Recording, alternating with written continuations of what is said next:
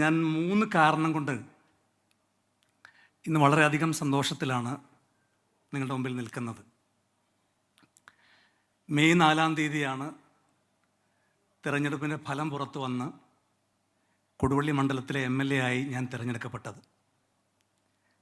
കൃത്യം 1 മാസം കഴിഞ്ഞപ്പോൾ കൊടുവള്ളി മണ്ഡലത്തിലെ ആദ്യത്തെ പ്രോഗ്രാം വിദ്യാഭ്യാസവുമായി ബന്ധപ്പെട്ട് എനിക്ക് നടത്താൻ സാധിച്ചതിലുള്ള സന്തോഷമാണ് എൻ്റെ ആദ്യത്തെ സന്തോഷം.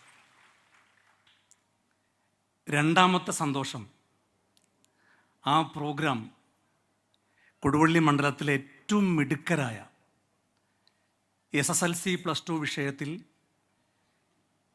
A+ നേടിയ വിദ്യാർത്ഥികളെ ആദരിക്കുന്ന ചടങ്ങാണ് എന്നതാണ് എൻ്റെ രണ്ടാമത്തെ സന്തോഷം.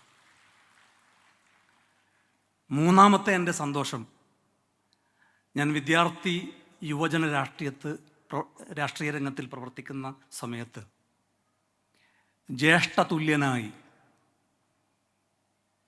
എൻ്റെ നേതൃസ്ഥാനത്തിരുന്ന ഒരാൾ ഒരു മന്ത്രിയായപ്പോൾ, അതും വിദ്യാഭ്യാസ മന്ത്രിയായപ്പോൾ, അദ്ദേഹത്തെ പങ്കെടുപ്പിച്ചുകൊണ്ടൊരു പ്രോഗ്രാം സംഘടിപ്പിക്കാൻ സാധിച്ചു എന്നതാണ് എൻ്റെ മൂന്നാമത്തെ സന്തോഷം. എനിക്ക് പ്രിയപ്പെട്ട വിദ്യാഭ്യാസ മന്ത്രിയോട് അഭ്യർത്ഥിക്കാനുള്ളത് ഈ കൊടുവള്ളി മണ്ഡലത്തിലെ വിദ്യാർത്ഥികൾക്ക് വേണ്ടിയിട്ടാണ്.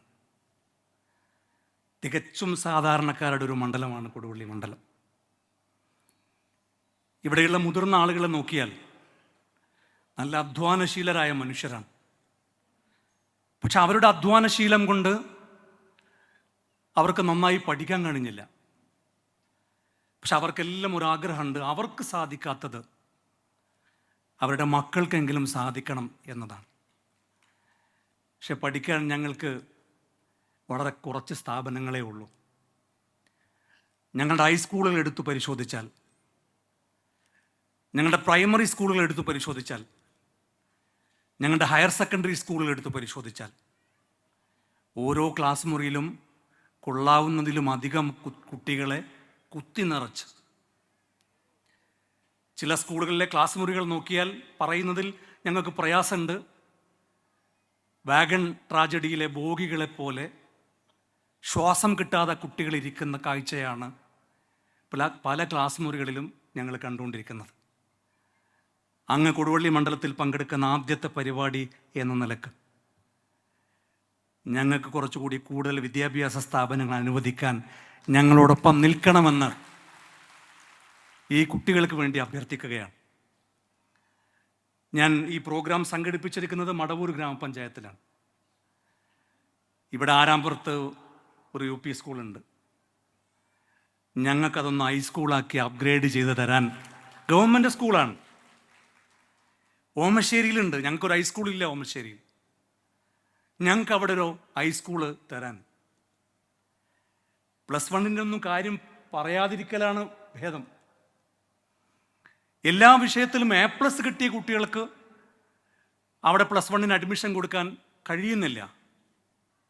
ഞങ്ങൾക്ക് പുതിയ ബാച്ചുകൾ വേണം, ഞങ്ങൾക്ക് പുതിയ ഹയർ സെക്കൻഡറി സ്കൂളുകൾ വേണം എന്ന് ബഹുമാനപ്പെട്ട വിദ്യാഭ്യാസ മന്ത്രിയോട് ഈ നാട്ടിലെ കുട്ടികൾക്ക് വേണ്ടി ഞാൻ ആവശ്യപ്പെടുകയാണ്.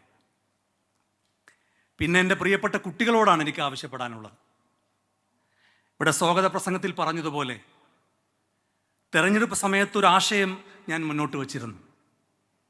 ആശയത്തിൻ്റെ പേര് കമോൺ കൊടുവള്ളി എന്നാണ്. നിങ്ങളൊക്കെ നാളുകളിൽ വലിയ വലിയ സ്ഥാനങ്ങളിലെത്തും. നിങ്ങൾ എത്ര വലിയ പദവികളിൽ നിൽക്കുമ്പോഴും നിങ്ങളുടെ നാടിനെ മറക്കരുത്, നിങ്ങളുടെ നാട്ടുകാരെ മറക്കരുത്. കമോൺ കൊടുവള്ളി അതൊരാശയമാണ്, അതൊരു പദ്ധതിയാണ്.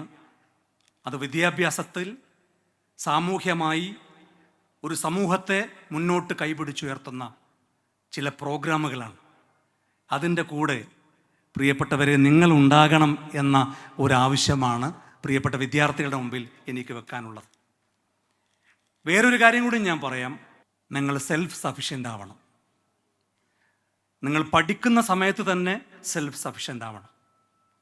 ഞാനിത് പറയുമ്പോൾ പൊങ്ങച്ചം പറയുകയാണ് എന്ന് തോന്നരുത്.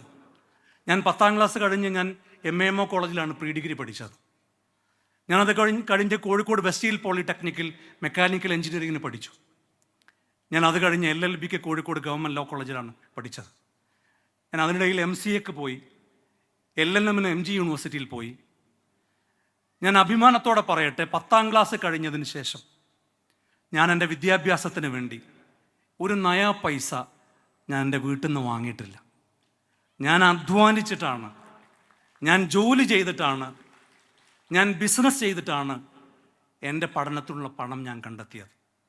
അതുകൊണ്ട് നിങ്ങൾ ഓരോരുത്തരും, പ്രത്യേകിച്ച് പെൺകുട്ടികളോട് പറയാനുള്ളത്, പല വാർത്തകളും കേൾക്കുന്ന കാലമാണ്.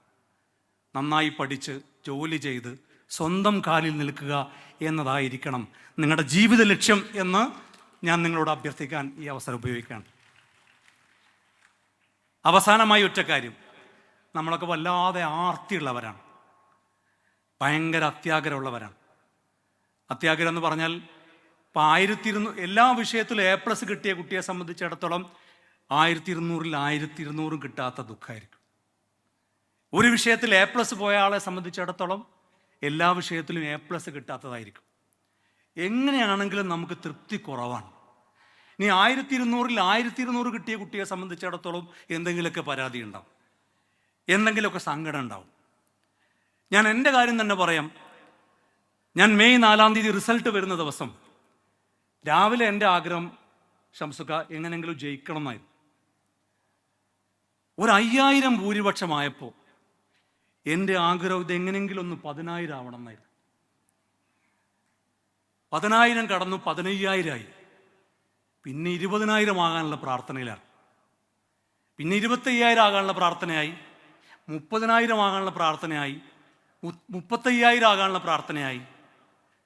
36682 നിന്നപ്പോൾ എനിക്ക് സങ്കടമാണ് 40000 ആവാത്തതിൽ. അപ്പം ഞാൻ നോക്കുമ്പോൾ എൻ്റെ സുഹൃത്തുക്കൾക്കും ഈ സങ്കടമുണ്ട്. മനുഷ്യൻ്റെ ഒരു ആർത്തി നിങ്ങൾ ആലോചിച്ച് നോക്ക്. ലോകത്താദ്യമായി ചന്ദ്രനിൽ കാലുകുത്തിയത് നീൽ ആംസ്ട്രോങ് ആണ്. നമുക്ക് എല്ലാവർക്കും അറിയാം പേര്. നീൽ ആംസ്ട്രോങ്ങിൻ്റെ കൂടെ 2 പേർ കൂടിയുണ്ട്. നിങ്ങൾ എത്ര പേർക്ക് ആ പേരറിയും എന്ന് എനിക്കറിയില്ല. ഒരാളുടെ പേര് എഡ്വിൻ ആൽഡ്രിൻ എന്നാണ്, മറ്റൊരാളുടെ പേര് മൈക്കൽ കോളിൻസ് എന്നാണ്. നീൽ ആംസ്ട്രോങ്ങിൻ്റെ കൂടെ കാലുകുത്താൻ ഭാഗ്യം ലഭിക്കാത്ത ആൾക്കാരാണ് ഈ 2 ആൾക്കാർ. ലോകം മുഴുവൻ ചർച്ച ചെയ്തത് നീൽ ആംസ്ട്രോങ്ങിനെ കുറിച്ചാണ്. നീൽ ആംസ്ട്രോങ്ങിൻ്റെ കൂടെ ആദ്യമായി കാലുകുത്തേണ്ട വേറൊരാൾ എഡ്വിൻ ആൽഡ്രിൻ. നീൽ ആംസ്ട്രോങ് കാലുകുത്തിയപ്പോൾ നീൽ ആംസ്ട്രോങ് പറഞ്ഞു, a small step for a human being but a giant leap for a human kind. ഒരു മനുഷ്യനെ സംബന്ധിച്ചിടത്തോളം ഒരു ചെറിയ കാൽവെപ്പ്, മനുഷ്യരാശിയെ സംബന്ധിച്ചിടത്തോളം ഒരു കുതിച്ചുചാട്ടം. ഇത് കേട്ടപ്പോഴാണ് എഡ്വിൻ ആൽഡ്രിന് മനസ്സിലായത്, ഞാൻ കാലുകുത്തിയിരുന്നെങ്കിൽ ലോകം മുഴുവനും എൻ്റെ പേരായിരുന്നില്ലേ ചർച്ച ചെയ്യുക. അയാൾ തിരിച്ച് നാട്ടിൽ വന്നു, മുഴുക്കുടിയനായി, മദ്യപാനിയായി, നിരാശയിൽ തൻ്റെ ജീവിതം മുമ്പോട്ട് കൊണ്ടുപോയി. പക്ഷെ അയാളുടെ കൂടെ 3ാമത്തെ ഒരാളുണ്ടായിരുന്നു, മൈക്കൽ കോളിൻസ്. മൈക്കൽ കോളിൻസ് പറഞ്ഞു, ഞാനാണ് ആ പേടകം നിയന്ത്രിച്ചത്. ഞാൻ ആ പേടകത്തിൽ ഉണ്ടായിരുന്നില്ലെങ്കിൽ നീൽ ആംസ്ട്രോങ്ങിന് കാലുകുത്താൻ കഴിയില്ല. ഇതൊരു ടീം വർക്കാണ്. അതുകൊണ്ട് ഞാൻ എൻ്റെ ജീവിതം സന്തോഷത്തോടെ മുന്നോട്ട് കൊണ്ടുപോകും എന്ന് പറഞ്ഞ മൈക്കൽ കോളിൻസാണ് നമ്മെ മുന്നോട്ട് നടത്തിക്കേണ്ടത് എന്ന ഓർമ്മപ്പെടുത്തൽ എൻ്റെ പ്രിയപ്പെട്ട വിദ്യാർത്ഥികളുടെ മുമ്പിൽ നൽകിക്കൊണ്ട് ഞാൻ എൻ്റെ ചെറിയ വാക്കുകൾ അവസാനിപ്പിക്കുന്നു. നന്ദി, നമസ്കാരം.